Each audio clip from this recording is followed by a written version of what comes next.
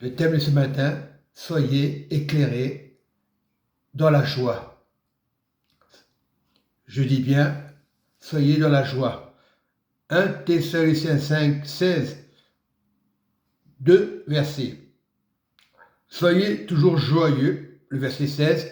Le verset 17, priez sans cesse. Sans cesse. C'est le Seigneur qui nous demande. C'est la parole qui les déclare. Jésus a prié sans cesse. Donc, nous devons prier comme Jésus. Persévérer pour le royaume. Chercher premièrement le royaume et sa justice. Et toute chose sera donnée par-dessus tout. Soyez joyeux. L'Église n'est pas un enterrement. L'Église est la joie de Dieu. L'Église est la résurrection. Jésus est la résurrection. Soyez toujours joyeux. Ne soyez pas tristes. La joie donne la guérison. La joie de Jésus donne la guérison.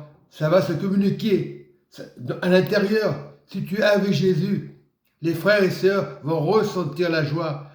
L'Église n'est pas la tristesse. Soyez toujours joyeux. Un jour ou l'autre, on partira. Soyez toujours joyeux. Peu importe les mauvaises nouvelles, soyez toujours joyeux. Nous sommes sur la terre, pas éternels.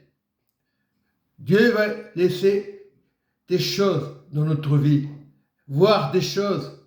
Il faut que ces choses soient éclairées. Soyez toujours joyeux et priez sans cesse. Sans Jésus, sans le Saint-Esprit, on ne peut rien faire. Le Saint-Esprit, c'est la joie. Donc, soyez toujours joyeux. Peu importe les épreuves, peu importe la maladie, soyez toujours joyeux. Un jour ou l'autre, on partira.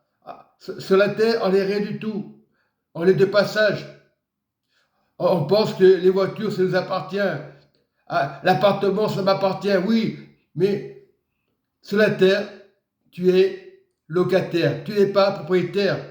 Oui, parce que tu vis.